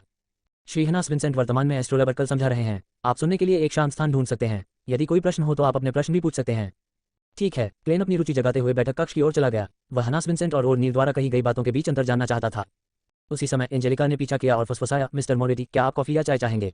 हम सभी को काली चाय, साउथ विले कॉफी और देसी कॉफी प्रदान करते हैं। क्लेन, जो नियमित रूप से अखबार पढ़ता था, जानता था कि इन कॉफी और काली चाय को घटिया किस्मों में से एक माना जाता था, लेकिन वह ये भी जानता था कि वे निश्चित रूप से उसके घर पर मौजूद कॉफी की तुलना में बेहतर गुणवत्ता वाले थे। कुछ देर सोचने के बाद उन्होंने कहा, 1 कप साउथ विल कॉफी, कृपया बिना दूध के 3 चम्मच चीनी। लोन किंगडम का साउथ विले अपनी बियर और रेड वाइन के लिए प्रसिद्ध था। कई महत्वपूर्ण हस्तियां उनकी शौकीन थीं, हालांकि उनकी कॉफी अपेक्षाकृत अज्ञात थी। ठीक है, मैं इसे थोड़ी देर में आपके पास भेजूंगा। एंजेलिका ने बैठक कक्ष की ओर इशारा किया। क्लेन धीरे धीरे आधे बंद दरवाजे के पास गया और मोटे आवा लहजे में एक आवाज सुनी जो समझा रही थी, एस्ट्रोलैब अटकल कलाओं में अपेक्षाकृत अधिक जटिल है, लेकिन ये केवल आम लोगों के लिए है। क्लेन ने चुपचाप टाइप किया, वक्ता के लिए एक वाक्य। उन्होंने बैठक कक्ष के अंदर एक घेरे में लगभग 5 टेबलें रखी देखी। इसने काले क्लासिक लिबादे हनास विंसेंट में एक मध्यम आयु वर्ग के व्यक्ति को घेर लिया। सज्जन के पास स्पष्ट काले घेरे थे, उसके भूरे बाल घने और सख्त थे, प्रत्येक कतरा शाही के कांटों की भांति मजबूती से खड़ा था। इसके अलावा उनमें कुछ भी अनोखा नहीं था। क्लेन को प्रवेश करते देख हनास विंसेंट ने अपनी कक्षा को रोके बिना धीरे से सिर हिलाया। उन्होंने केवल अपना भाषण धीमा किया। क्लेन का एक हाथ उसकी जेब में था, जबकि दूसरे हाथ ने उसकी छड़ी पकड़ रखी थी। उसे किनारे पर एक सीट मिली और वह बैठ गया। इस प्रक्रिया में आराम से पीछे की ओर झुक गया। उन्होंने 6 सदस्यों के शकल को स्कैन किया। वहां 4 पुरुष और 2 महिलाएं थीं। उनमें से कुछ ध्यान से नोट्स ले रहे थे, फुसफुसा रहे थे या क्लेन को करुण मुस्कान दे रहे थे।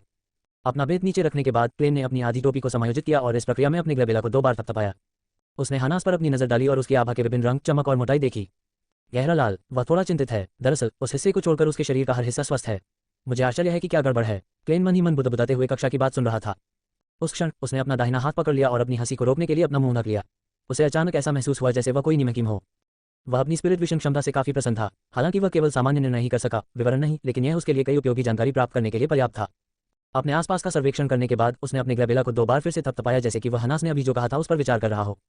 एस्ट्रोलैब अटकल खगोल विज्ञान अटकल विधियों में से एक थी। हालांकि सामान्य लोग भी चीजों की व्याख्या करने का प्रयास कर सकते हैं।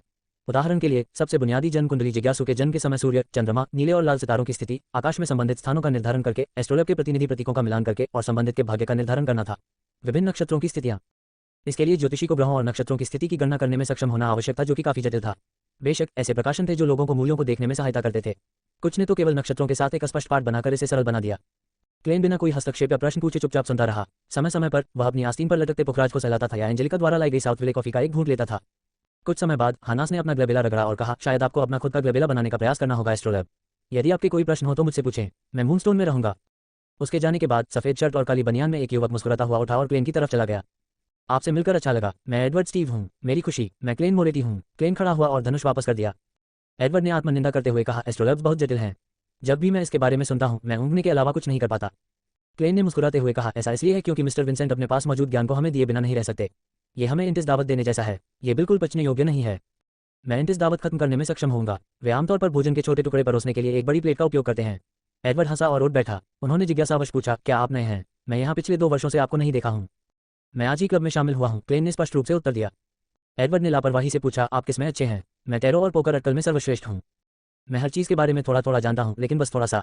क्लेन ने वह विवरण दिया जो वह स्वयं देता था। वह विनम्र नहीं था क्योंकि भविष्यवाणी के क्षेत्र में बहुत अधिक रहस्यमय ज्ञान था जिसे वह समझ नहीं पाया था। जैसे ही अन्य सदस्य कुंडली भविष्यवाणी के बारे में बात करने के बारे में सोच रहे थे, एंजेलिका बैठक कक्ष में चली गई। मिस्टर स्टीव, कोई चाहता है कि आप उनकी किस्मत बताएं। ठीक है। एडवर्ड मुस्कुराते हुए खड़ा हो गया। मैं कह सकता हूं कि आप एक उत्कृष्ट भविष्यवक्ता हैं, क्लेन ने उसकी ओर देखते हुए कहा। नहीं, ऐसा इसलिए है क्योंकि मेरी कीमत सबसे उपयुक्त है, एडवर्ड ने हल्की हंसी के साथ कहा। जब आम लोग अपनी किस्मत बताने आते हैं तो वे सबसे महंगी किस्मत को बिल्कुल नहीं चुनेंगे, और जब तक उनके सिर पर गधे ने लात न मारी हो वे निश्चित रूप से सबसे सस्ती किस्मत को नहीं चुनेंगे। यदि आप इसमें हैं तो अवसर हासिल करना सबसे आसान है मध्य। मैं उनमें से एक हूं जिनके सिर पर गधे लात मारते हैं। जब उसने एडवर्ड को जाते देखा तो क्लेन ने अचानक एक व्यंग्यपूर्ण मुस्कान के साथ अपना सिर हिलाया। ऐसा लगता है कि मैंने जो कीमत निर्धारित की है वह समस्याग्रस्त है। वह खड़ा हुआ, अपना बेत उठाया और बैठक कक्ष से बाहर चला गया। उसने एंजेलिका को फिर से पाया। मैं अपनी भविष्यवाणी की कीमतें बदलना चाहता हूँ। ओह, इसे 8 पेंस पर सेट करें। एंजेलिका ने उस पर गहरी नजर डाली और कहा, हम आपके अनुरोध को पूरा करेंगे, लेकिन हम ग्राहकों को यह भी बताएंगे कि आप हाल ही में क्लब में शामिल हुए हैं। कोई बात नहीं। क्लेन ने कोई आपत्ति नहीं जताई और सिर हिलाया। कभी कभी एक दृष्टा के लिए ग्राहकों को आकर्षित करने के लिए रहस्य भी एक महत्वपूर्ण तत्व था। अपना विवरण बदलने के बाद क्लेन बैठक कक्ष में लौट आया। उसी क्षण उन्होंने हानास विंसेंट को मूनस्टोन से बाहर निकलते देखा। उसके पास चांदी लेपित दर्पण था।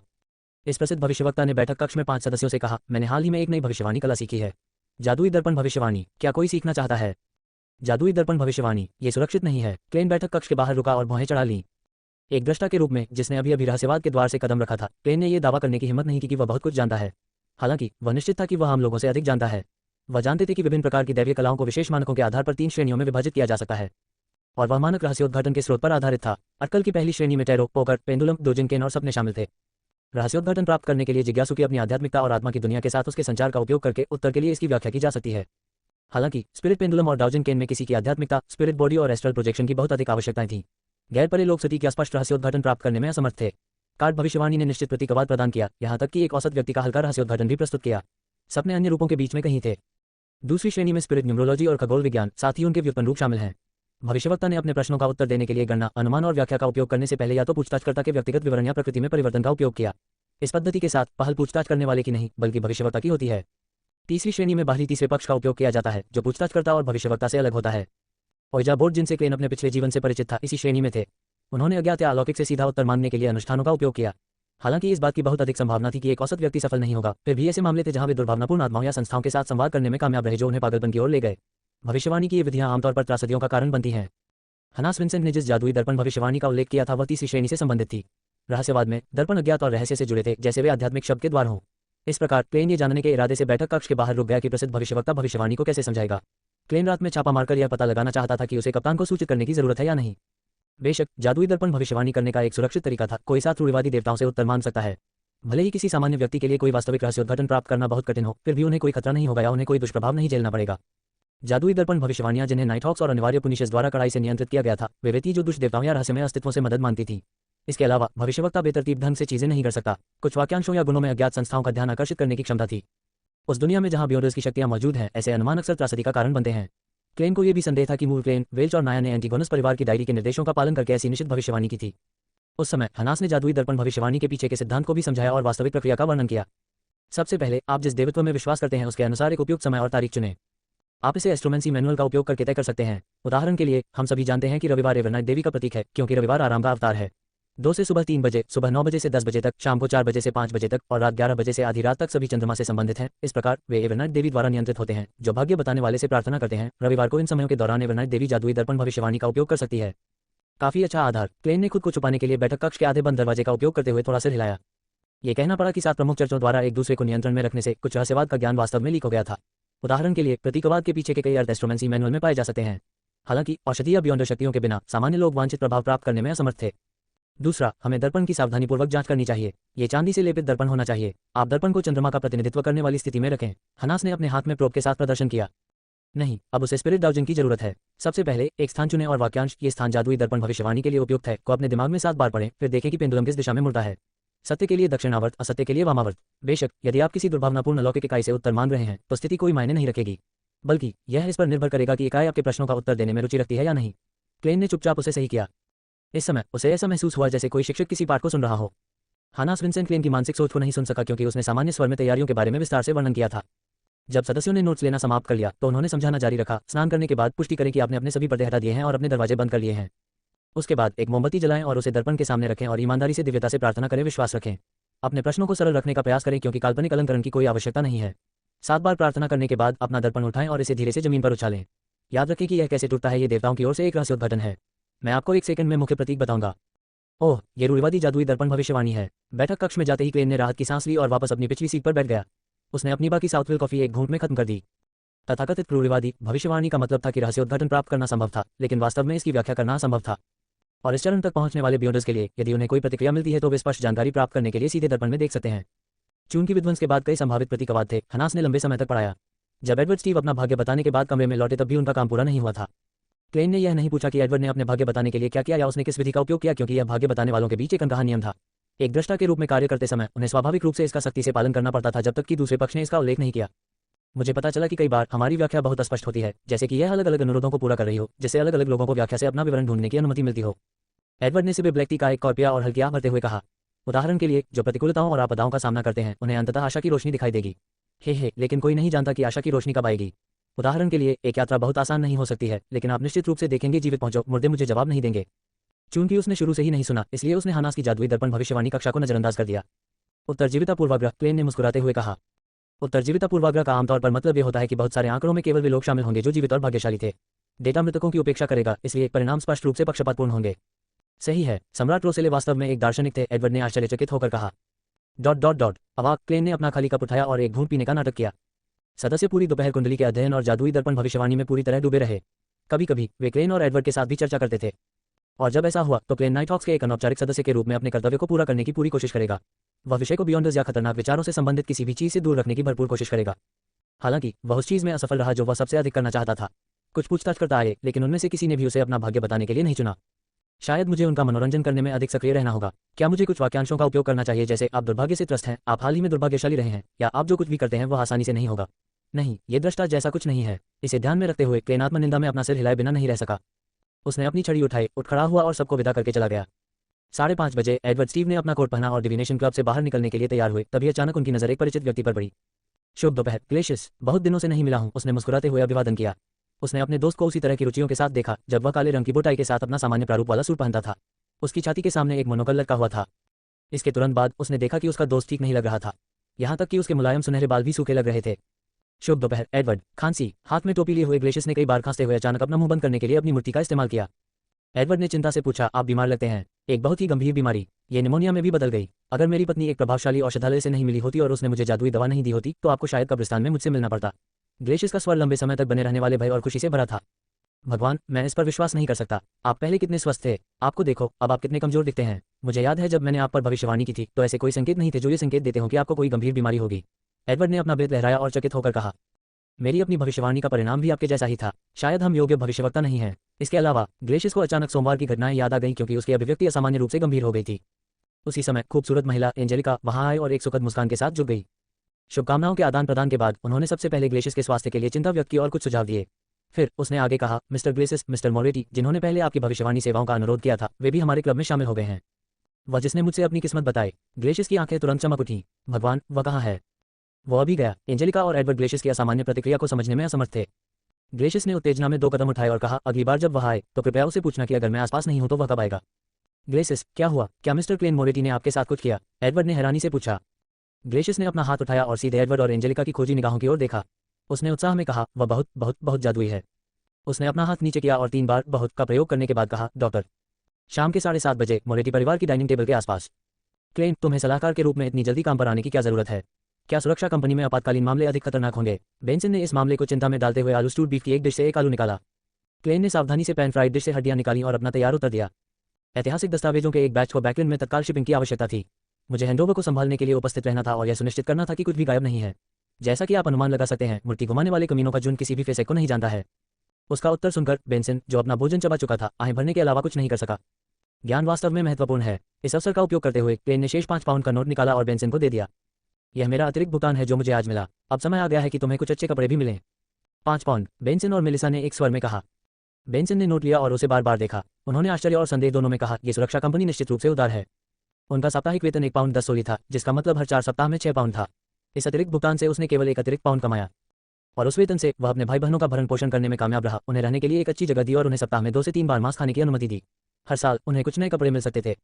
क्या तुम मुझ पर शक कर रहे हो? क्लेन जानबूझकर एक प्रश्न के साथ लौटा। बेंसन हंसे। मुझे संदेह है कि आप में बैंक लूटने की न तो क्षमता है और न ही साहस। आप ऐसे व्यक्ति नहीं हैं जो झूठ बोल सकते हैं। मेलिसा ने अपना कांटा और चाकू नीचे करने के बाद गंभीरता से उत्तर दिया। मुझे अब झूठ बोलने की आदत हो गई है। क्लेन को तुरंत थोड़ी शर्म महसूस हुई। हालांकि यह उसकी वास्तविकता की परिस्थितियों का परिणाम था। उसकी बहन के उस पर विश्वास ने उसे उदास कर दिया। यह आज अपेक्षाकृत जरूरी और महत्वपूर्ण था। मैंने भी एक महत्वपूर्ण भूमिका निभाई, जो 5 पाउंड का कारण है, क्लेन ने समझाया।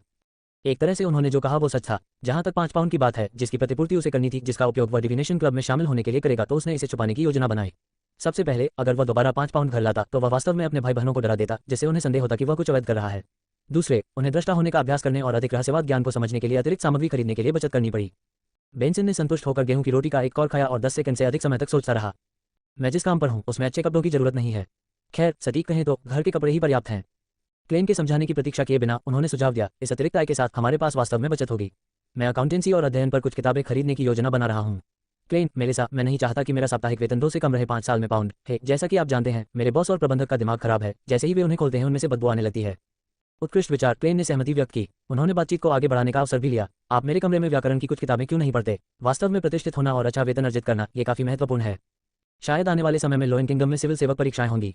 समय से पहले तैयारी करने से उसे फायदा मिलेगा। ये सुनकर बेंसन की आंखें चमक उठी। मैं वास्तव में इसके बारे में भूल गया हूँ। आइए एक सुंदर भविष्य की कामना करें। उन्होंने राय बियर नहीं पी थी। इसके बजाय उसने स्पष्ट सीप का सूप 3 कपों में डाला और अपने कप को अपने भाई बहनों के साथ मिलाया। साफ सूप पीने के बाद उसने अपनी बहन की ओर देखा जो तली हुई मछली से कुश्ती कर रही थी। उन्होंने हंसते हुए कहा, बेंसन की किताबों के अलावा मुझे लगता है कि मेलिसा को एक नई पोशाक की भी जरूरत है। मेलिसा ने ऊपर देखा और लगातार अपना सिर हिलाया। नहीं, मुझे लगता है कि यह सबसे अच्छा है। इसे बचाने के लिए क्लेन ने उसके लिए वाक्य पूरा किया। हाँ, मेलिसा ने सहमति में सिर हिलाया। वास्तव में यदि आप सर्वोत्तम कपड़े और नवीनतम डिजाइन की तलाश नहीं करते हैं तो यह बहुत महंगा नहीं होगा। हम शेष पैसे बचा सकते हैं। क्लेन ने असहमति की अनुमति न देते हुए इस तरह से कहा। बेंसन ने आगे कहा, मेलिसा, क्या आप सेलेना के 16वें जन्मदिन समारोह में फिर से पुरानी पोशाक पहनने की योजना बना रही हैं? सेलेना वुड मेलिसा की सहपाठी और अच्छी दोस्त थी। वह काफी अच्छे पारिवारिक पृष्ठभूमि से आती थी। उनके बड़े भाई एक प्रैक्टिसिंग सॉलिसिटर थे और उनके पिता बैकलिन बैंक की टिंगन शाखा के एक वरिष्ठ कर्मचारी थे। हालांकि तथाकथित बैश केवल दोस्तों के लिए रात्रिभोज का निमंत्रण था जहां वे बातें करते थे और ताश खेलते थे। ठीक है, मेलिसा ने अपना सिर नीचे किया और बुदबुदाते हुए जवाब दिया। फिर उसने बेरहमी से उबले हुए गोमांस का एक टुकड़ा फोड़ दिया। थोड़ी देर की चुप्पी के बाद उसे अचानक कुछ याद आया और उसने अचानक ऊपर देखा। श्रीमती शॉर्ट ने अगले दरवाजे से अपनी नौकरानी को एक कॉलिंग कार्ड भेजने के लिए कहा। वह कल रविवार को दोपहर 4 बजे औपचारिक यात्रा करना चाहती है। वह अपने नए पड़ोसियों को जानना चाहती है। श्रीमती शॉर्ट, क्लेन ने चकित होकर अपने भाई बहनों की ओर देखा। बेंसन ने मेज के किनारे को अपनी उंगलियों से थपथपाया और कुछ सोचते हुए दिखाई दिए। 4 डैफोडिल स्ट्रीट से श्रीमती शॉर्ट, मैं उनके पति से पहले मिल चुकी हूँ। वह एक वरिष्ठ वकील हैं। वरिष्ठ वकील, शायद वह सेलेना के भाई को जानता है, मेलिसा ने कुछ प्रसन्नता के संकेत के साथ कहा। हम 2 डैफोडिल स्ट्रीट पर हैं। क्लेन ने थोड़ा सिर हिलाया। यह जरूरी है कि हम अपने पड़ोसियों को जानें, लेकिन जैसा कि आप जानते हैं मुझे अभी भी रविवार को कंपनी में रहना होगा। मेरे पास केवल सोमवार को छुट्टी है। कृपया श्रीमती शॉर्ट को मेरी क्षमा याचना दें। इतना कहने के साथ ही उसे अचानक अपने पूर्व जीवन के पड़ोसियों की याद आ गई जब वह छोटा था, साथ ही आयरन क्रॉस स्ट्रीट के अपार्टमेंट के पड़ोसी भी। हल्की हल्की आह भरते हुए वह खुश हो गया। औपचारिक मुलाकातें करने के लिए क्या पड़ोसियों को स्वाभाविक बातचीत के जरिए एक दूसरे को नहीं जानना चाहिए? हाँ, क्लेन, ऐसा इसलिए है क्योंकि आप जागरूक नहीं हैं। आपने हाल ही में बहुत सारे समाचार पत्र पढ़े हैं, लेकिन आपने परिवारों और मध्यम आयु वर्ग की महिलाओं के लिए पत्रिकाओं का उल्लेख नहीं किया है। उन्होंने ऐसे परिवारों को रखा है जिनकी वार्षिक आय 100 से लेकर 100 तक है। उन्होंने इसे पूरे साम्राज्य के ढांचे के रूप में प्रचारित किया और प्रशंसा की कि कैसे मध्यम वर्ग में अभिजात और अमीर लोगों जैसा अहंकार नहीं है, नहीं वे निम्न आय वर्ग के समान मूर्ख हैं। बेंसन ने हल्के और खुशी से समझाया, ये पत्रिकाएं कई सरलीकृत समारोह प्रदान करती हैं जिनका अभ्यास अभिजात वर्ग अपनी बातचीत में करते हैं। इस प्रकार यह मध्यम वर्ग का लक्ष्य बन जाता है। इस प्रकार इसके परिणामस्वरूप अंतरंग कॉल और औपचारिक कॉल के बीच अंतर होता है। और औपचारिक कॉल, बोलते समय उसने अपना सिर हिलाया और हंसा। आमतौर पर सज्जन महोदया और महिलाएं जो खुद को इस कक्षा में देखते हैं वे विवरण के बारे में बहुत खास होंगे। वे दोपहर 2 से 6 बजे तक अपने पड़ोसियों और दोस्तों से मिलेंगे। इसे सुबह की कॉल 1 के रूप में जाना जाता है। मॉर्निंग कॉल, क्लेन और मेलिसा ने आश्चर्य से पूछा। दोपहर 2 बजे से शाम 6 बजे तक की यात्रा सुबह की कॉल क्यों थी? बेंसन ने अपना कांटा और चाकू नीचे रखा, अपने हाथ ऊपर किया और मुस्कुराया। मैं भी नहीं जानता कि क्यों। मैंने जो कुछ किया वह मेरी महिला सहकर्मी द्वारा लाई गई पत्रिकाएं पढ़ी।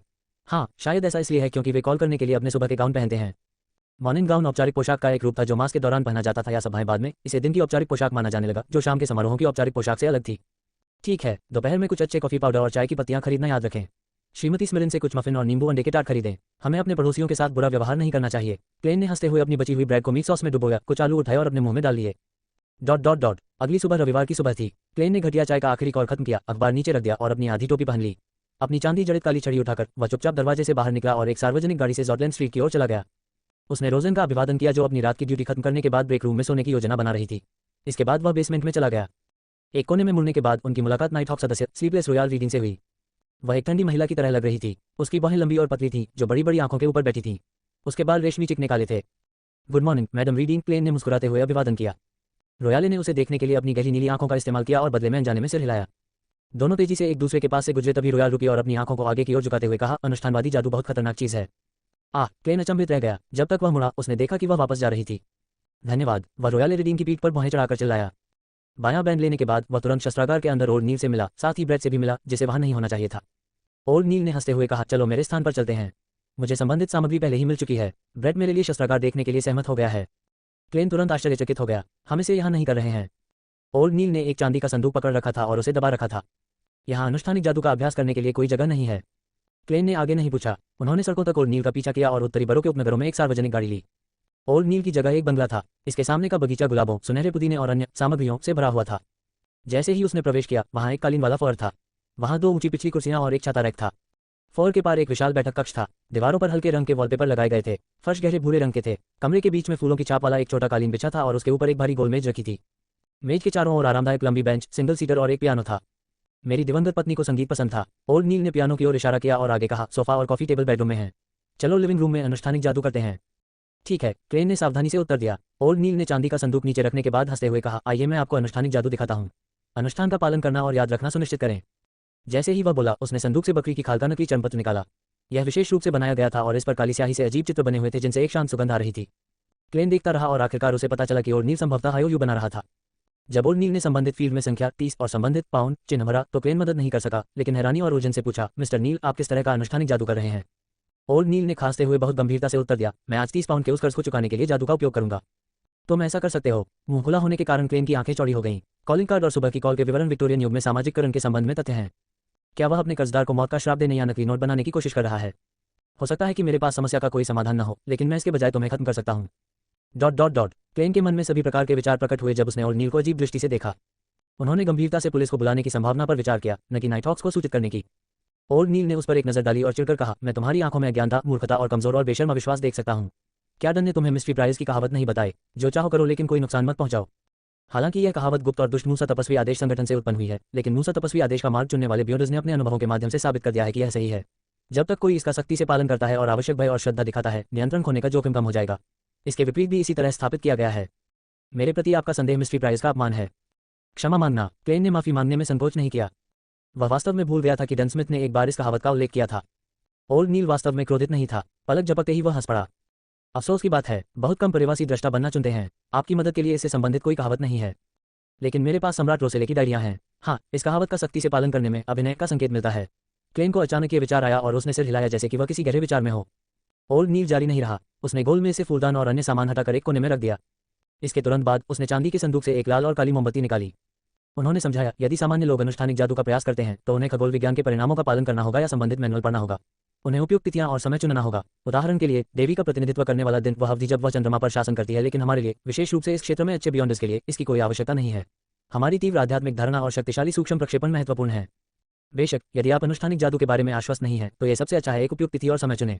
इससे सफलता की संभावना बढ़ सकती है। ठीक है, यह एक आधार पर आधारित है। नियमों का सख्ती से पालन करना ध्यानपूर्वक याद रखें। ओल्ड नील ने 2 मोमबत्तियां रखी और किनारे की ओर मुड़कर क्लेन की ओर देखा और बहुत गंभीरता से कहा, लो सीक्वेंस बियर्ड्स पर्याप्त मजबूत नहीं है। वे जो भी अनुष्ठानिक जादू कर सकते हैं वे बाहरी शक्तियों और मदद की तलाश में हैं। इसलिए आप कर सकते हैं केवल देवी या तूफान के देवता जैसे रूढ़िवादी देवताओं पर विचार करें। अज्ञात या अप्रत्याशित अस्तित्व के साथ संवाद करने का प्रयास बिल्कुल न करें, भले ही लोग उन पर विश्वास करें या दर्ज किए गए वादे प्रलोभनों से भरे हो। कोई भी जोखिम उठाएं। जब तक आप एक बार प्रयास करते हैं, आप बिना किसी वापसी के फिसलन भरी ढलान से नीचे खाई में चले जाएंगे। कोई भी कार्य या प्रतिरोध केवल इसे धीमा कर देगा और प्रक्षेप पथ को बदलने का कोई रास्ता नहीं होगा। मुझे याद रहेगा, क्लेन ने गहरी आवाज में कहा, हालांकि उसे थोड़ा डर लग रहा था। मेरे भाग्य वृद्धि अनुष्ठान ने स्पष्ट रूप से एक से शक्ति मांगी है, अज्ञात और अप्रत्याशित अस्तित्व। इसके अलावा मैंने लोगों को कोहरे में खींचने में सक्षम शक्तियां हासिल कर ली हैं, जो कि हैंडमैन जैसे वरिष्ठ बियॉन्डर को भी अविश्वसनीय लगता है। कम से कम मुझे लगता है कि वह एक वरिष्ठ बियॉन्डर है। शुक्र है, मैं पागल नहीं हुआ हूं या नियंत्रण खोने का कोई संकेत नहीं है। इस पर चिंता करते हुए उन्होंने सक्रिय रूप से विषय बदल दिया। तो नाइटहॉक्स को देवी की मदद लेनी चाहिए। यदि आप प्रार्थना करेंगे तो कोई भी आपको नहीं रोकेगा, तूफान के भगवान।